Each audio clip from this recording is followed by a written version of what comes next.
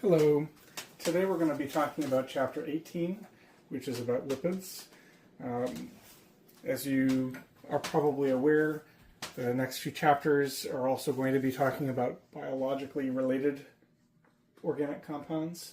We've already talked about carbohydrates. We will be talking about peptides and proteins, and we will also be talking about various biological systems in which proteins are involved, things like enzymes, but today we are going to be talking about lipids. So what are lipids?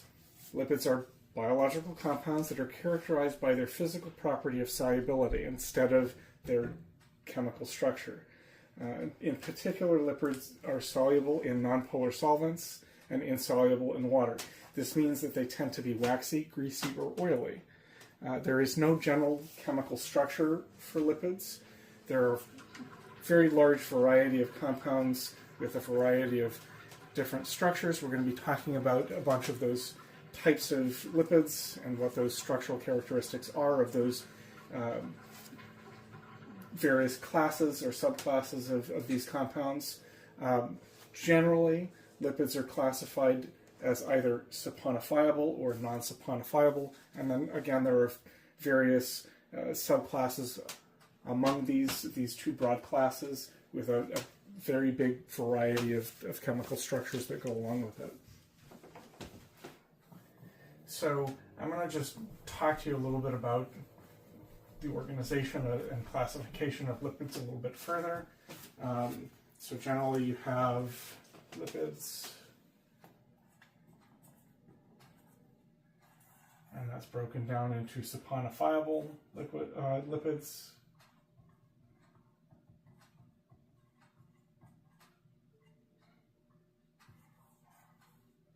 and non-saponifiable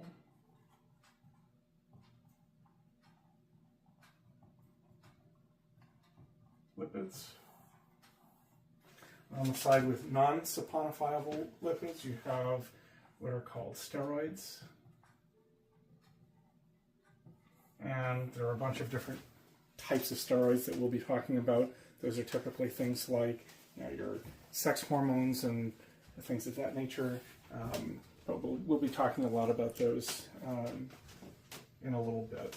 We also have prostaglandins.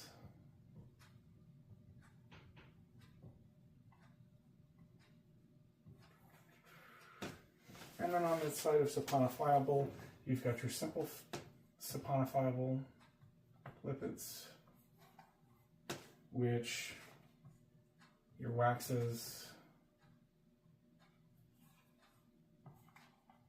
and your triglycerides are a part of.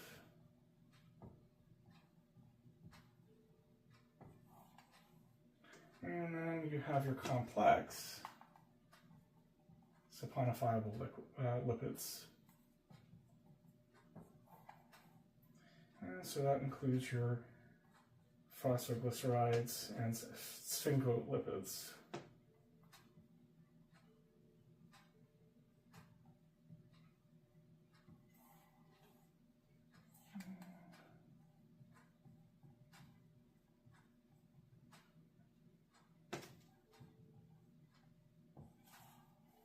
So this is general classification of lipids. So it's important to understand how these sort of relate. We're going to be talking about each of these different types of lipids. And we're going to start by talking about the saponifiable lipids first.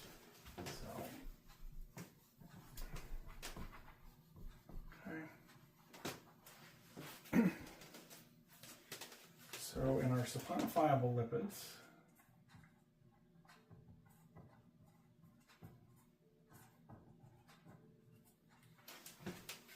you may recall when we talked about things like esters, we talked about saponification, chemical reaction where you have, let's see,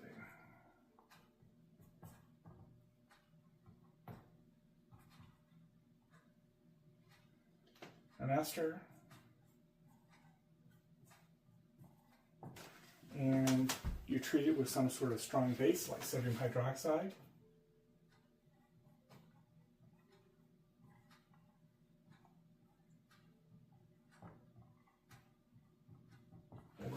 even potentially potassium hydroxide.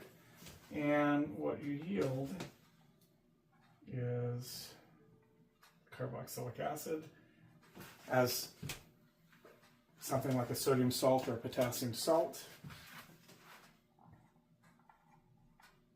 So this is sort of an example, plus an alcohol.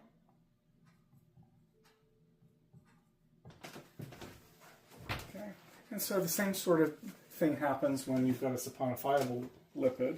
You generate some sort of sodium salt of a carboxylic acid and an alcohol of some sort. So if we take a look at a simple lipid like a fatty acid, you generally have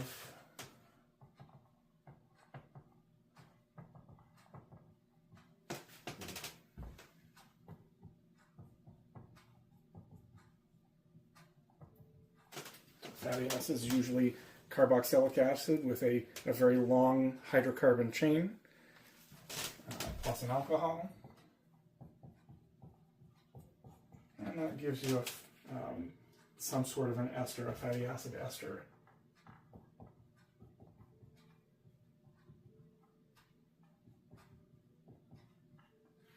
Okay. So we can sort of give a general idea what fatty acids look like.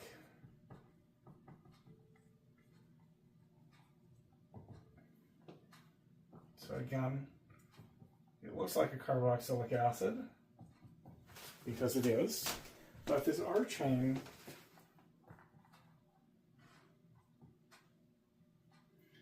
is a nonpolar, generally a hydrocarbon,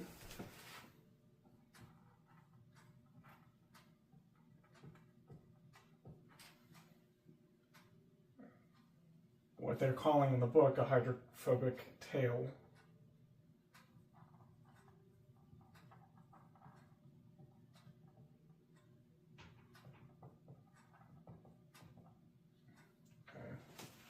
So again, note here that this R group is going to be this very hydrophobic moiety. Oftentimes it's a hydrocarbon, could be completely saturated or it could be unsaturated in various points. And we'll talk a little bit about what that means as well. And then of course you've got this carboxylic acid, which acts as a polar head group.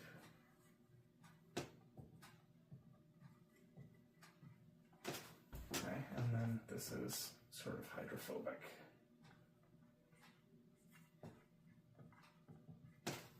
Okay.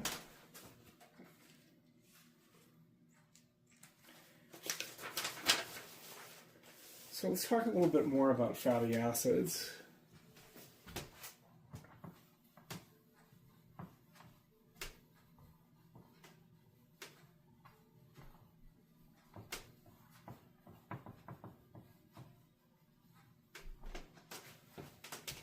And feel free to pause the video at any point if you need to write down some notes on what you're seeing in the video, or if you need to take time to pause and understand what's being discussed.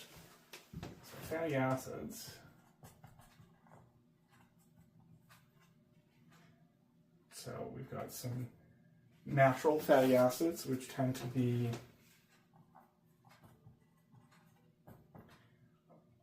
usually unbranched straight chain carboxylic acids.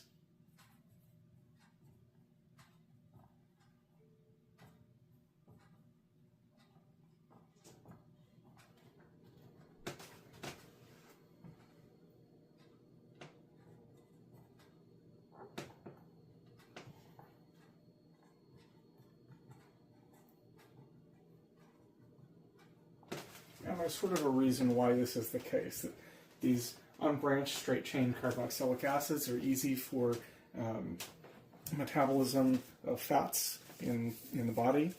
And so there are particular metabolic pathways that deal with these unbranched straight chain carboxylic acids. And so they're a little bit easier for your metabolism to handle. So most of the natural fatty acids tend to be unbranched straight chain for that reason. Most fatty acids tend to be, or most commonly, are 10 to 20 carbons in length.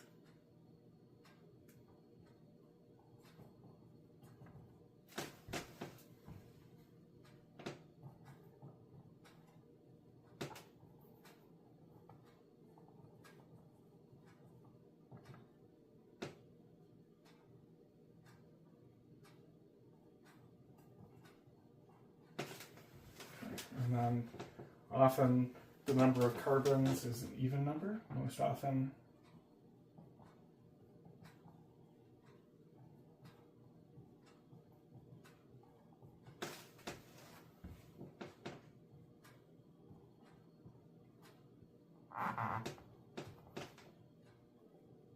And so this usually, by the way, includes the carbon of the carboxylic acid itself.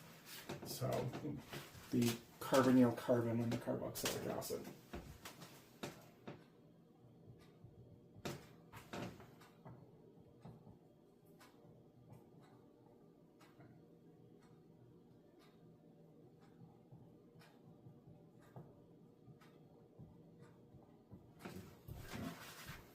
And so, of course, lipid metabolism is something that favors this.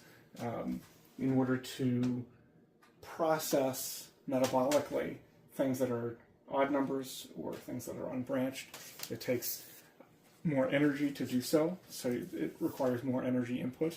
So generally, it favors an even number of carbons in a straight chain R group.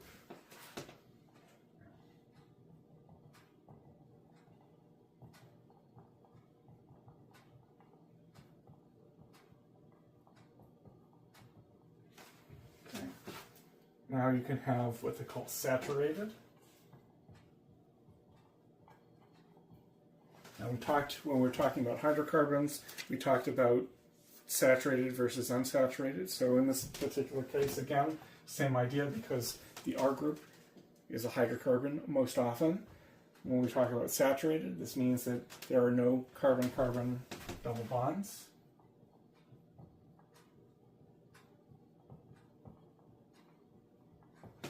Or you could have unsaturated. And so generally that means you have one or more carbon-carbon double bonds.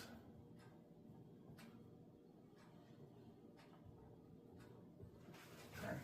Now, one or more, so you could have one meaning mono unsaturated, you could have di, tri, or poly unsaturated fatty acid. So we've heard in nutrition circles, saturated versus unsaturated fats. This is what this is referring to. So the degree of unsaturation of this R group, and that makes a difference in terms of metabolically how it's processed. If it's a saturated fatty acid, generally you have to introduce the double bond so that you can then further metabolize it.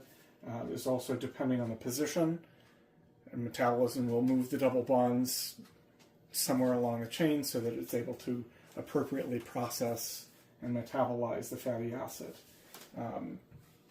So typically you hear that things like saturated fats tend not to be great for you. And there are particular properties of saturated versus unsaturated fats that make that so. And we'll talk a little bit about that shortly. So generally, there are no other functional groups present on the R group.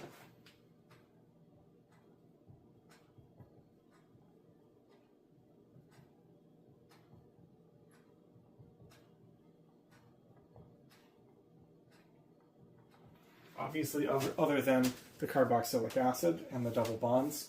And again, this has to do with the ability of the enzymatic and metabolic systems in your body to be able to process things with other functional groups. Generally, you have to remove those functional groups in some particular way in order to make it so that it fits within the metabolic pathways that that your body has available to it. So typically, the R groups have no other functional groups other than the double bonds and the carboxylic acid. So, generally, also, fatty acids contain cis double bonds.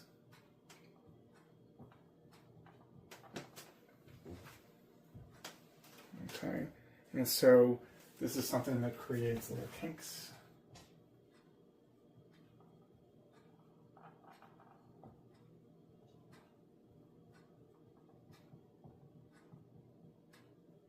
So it creates little kinks in the R group, which help to lower the melting point.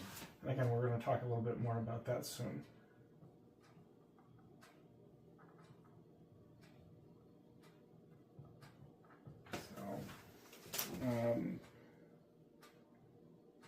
And this, of course, is due to some reduced surface area interactions between the hydrocarbon chains.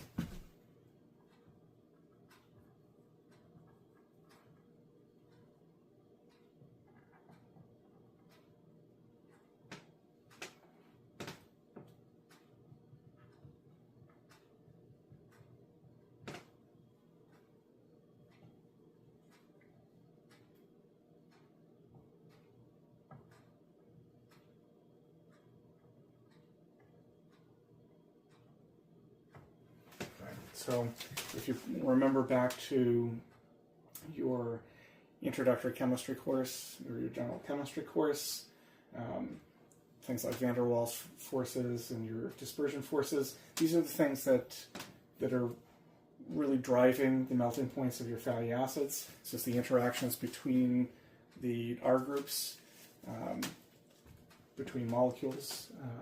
And so since you don't have any polar groups that can participate in things like dipole-dipole interactions or hydrogen bonding, the driving forces are related to dispersion forces, which the greater the surface area of interaction, it's going to be a greater dispersion force that exists between two molecules in those cases. So the idea is that creating these kinks reduces the surface area of interaction, which then reduces the melting point of these compounds. So typically unsaturated fats or unsaturated fatty acids tend to have lower melting points than saturated fatty acids for this reason.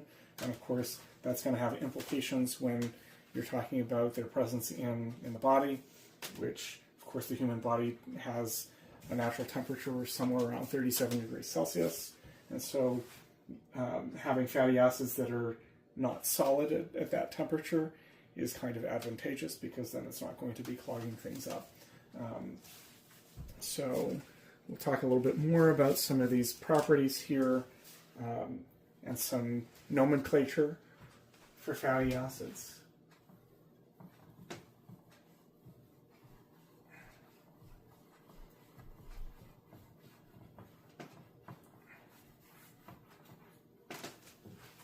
So again, we're going to talk a little bit more about fatty acids.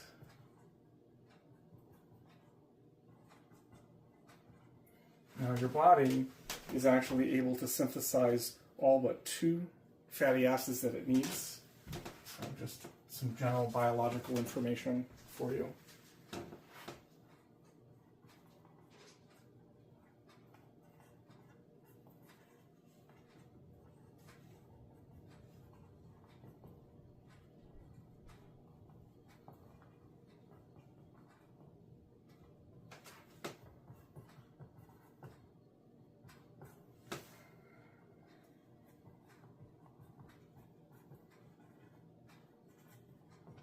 And these 2 fatty acids are linoleic acid and linolenic acid. So we're going to talk a little bit about those as well.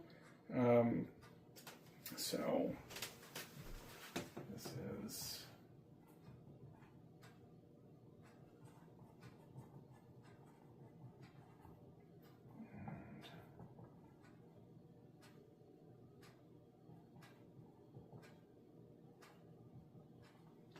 so linoleic acid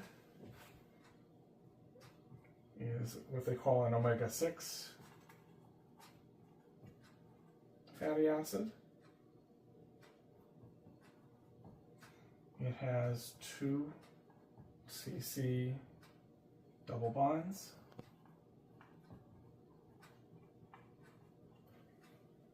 And of course, these are both cis double bonds. And then linolenic acid is what they call an omega-3 fatty acid.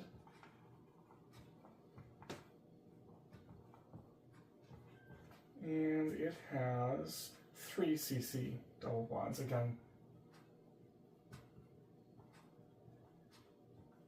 they are all cis as well. Okay, so these 2 essential fatty acids are both 18 carbons in length.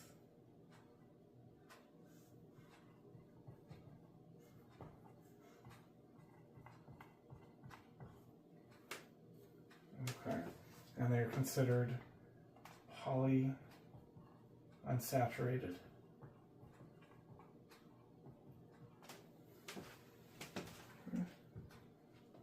They are essential, meaning you must get them from the diet.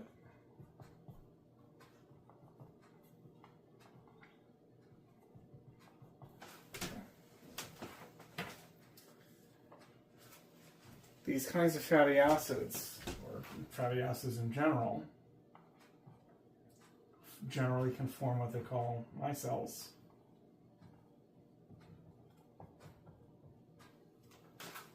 In water. And so micelles are really basically spherical clusters.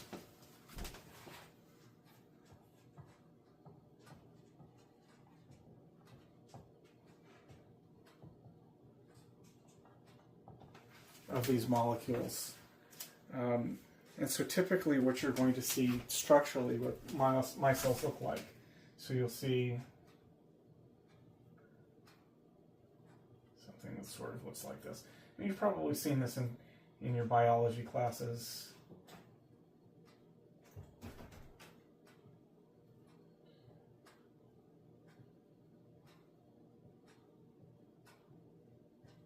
Something that looks like this, and where you've got these polar head groups,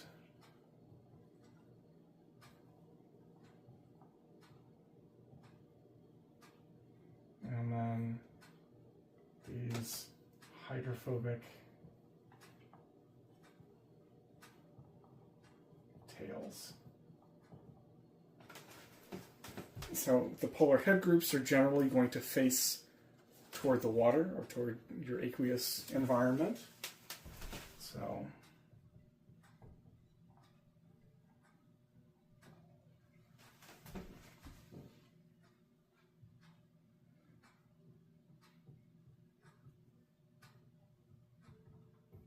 and the polar heads, of course, are usually ionic under aqueous conditions, and they point toward the water.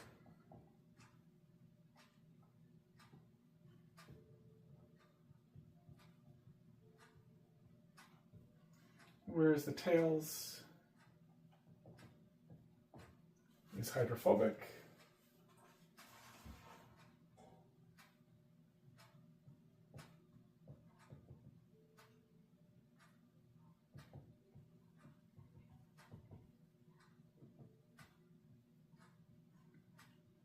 And point inward towards each other. So the tails sort of associate with one another, just to sort of minimize contact with the water molecules in the solvent. And so they sort of clump together, forming this spherical shape, and the polar head groups are sort of on the surface of this sphere. These kinds of micelles often serve for transport in the body or in the bloodstream. So for instance, you can solubilize otherwise insoluble lipids and transport them in the blood to other parts of the body. So,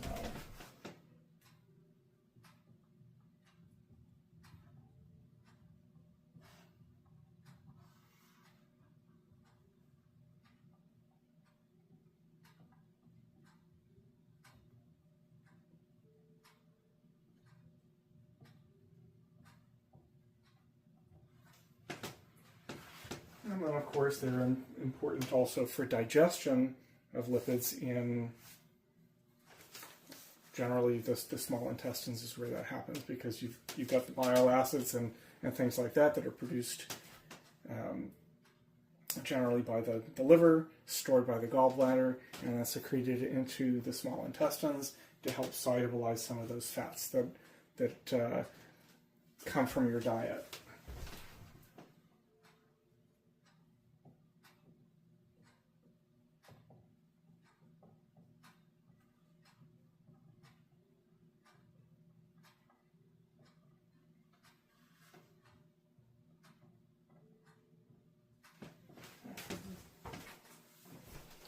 So let's talk a little bit about notation.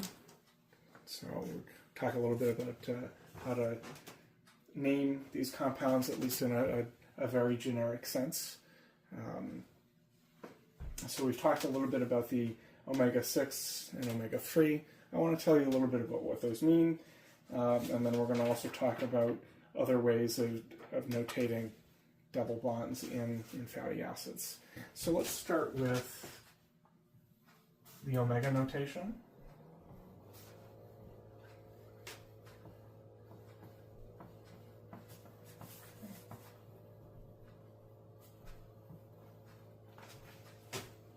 Okay.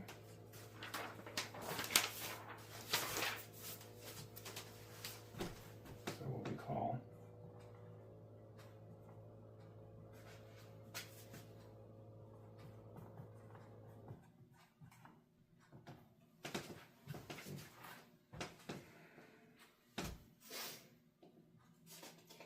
So generally, this idea of omega means, so omega usually means last. It's the last letter of the Greek alphabet. So generally when we hear the word omega, or the term omega, it means end or last.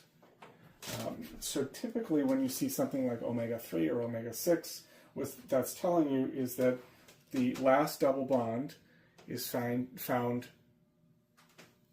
3 carbons from the end of the molecule. So we can say omega-3,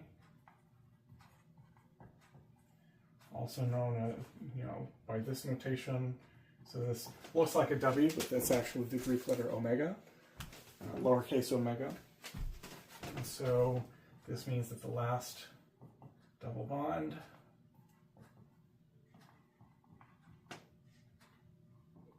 is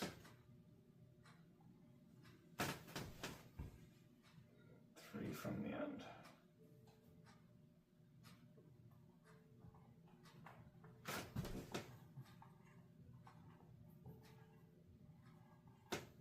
And then, of course, omega-6, noted this way, means that the last double bond is 6 carbons from the end.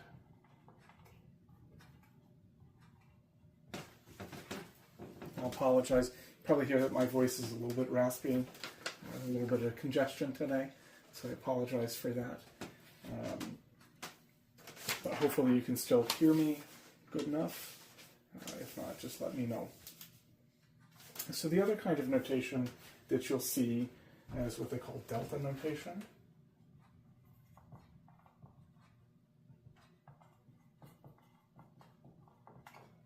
And this is actually a little bit more useful. So this is going to indicate positions of double bonds relative to the carboxylic acid end, rather than the other end of the molecule, as in the omega notation. And so typically you're going to see in the delta notation multiple numbers appear. And so you can actually denote the positions of all the double bonds using the delta notation. A little bit more difficult with the omega notation because it's talking about where the last double bond is, and it doesn't really talk about where the other double bonds are. So we have delta notation. So this isn't going to indicate to us position of all double bonds relative to the carboxylic acid end.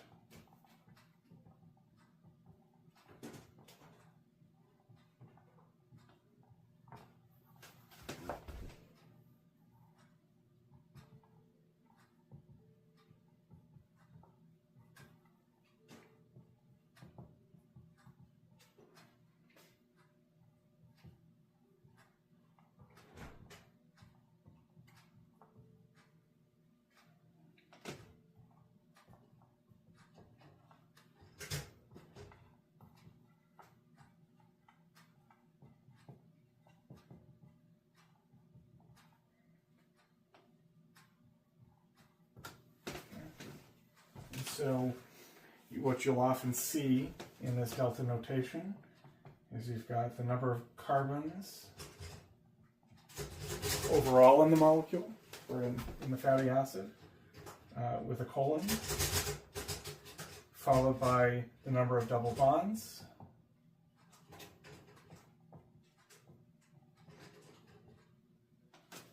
and then a delta sign. So this is the delta sign, that triangle is a delta sign.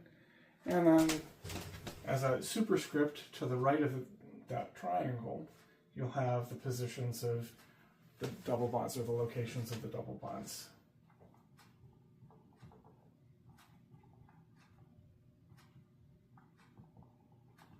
Okay, so you can also indicate here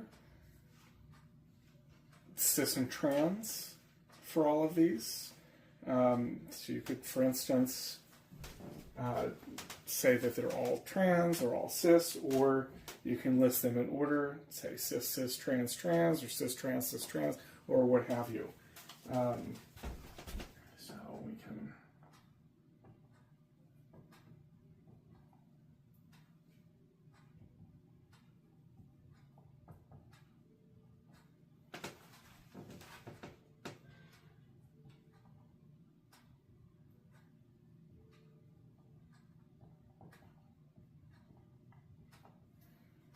example, we could have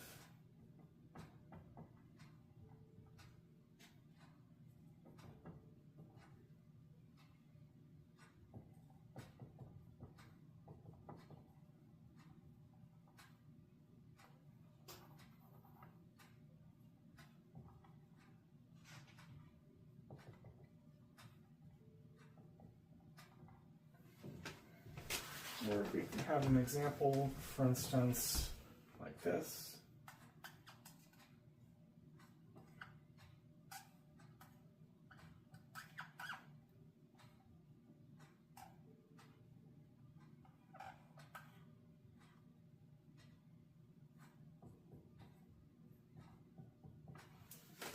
So this particular one, we've got 1, 2, 3, 4, 5, 6, 7, 8, 9, 10, 11, 12, 13, 14 carbons. So we would note this as 14. How many double bonds? We've got 1, 2, 3, 4 double bonds. Okay. And we notice that from this end, right, so 1, 2, right, so this is 2, 3, 4, 5, 6, 7, 8, 10, 11, 12, 13, 14, right? And so our double bonds are where?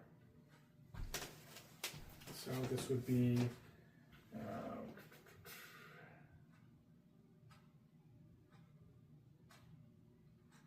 okay, so this should be 2. But we need to indicate trans and cis, so it's trans, trans, cis, cis.